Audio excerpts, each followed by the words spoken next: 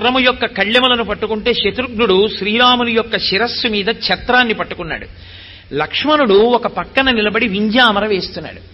విభీషణుడు ఇంకొక వింజామర తీసుకుని ఆయన వేస్తున్నాడు. భరతుడు అక్కడ ఉన్నటువంటి పురోహితులందరితో ఎంత వైభవోపేతంగా శ్రీరామ పట్టాభిషేకం జరగాలి అన్నది ఆలోచన చేస్తున్నాడు. ఇంత సంతోషంగా ఈ అన్నదమ్ములందరినీ చూస్తేట ఇద్దరి కళ్ళమ్మట నీళ్లు కారేట. ఒకడు సుగ్రీవుడు, ఇంకొకడు విభీషణుడు.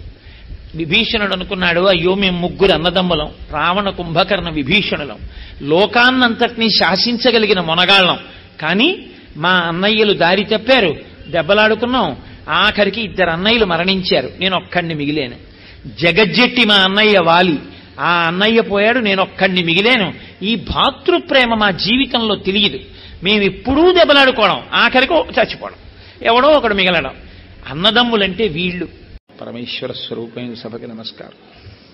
పుష్పక విమానంలో నంది గ్రామానికి ఏతించినటువంటి రామచంద్ర ప్రభువు యొక్క పాదములకు పాదుకలు తొడిగిన వాడై భరతుడు రామచంద్రమూర్తితో అంటున్నాడు, పూజితా మామికా మాతా దత్త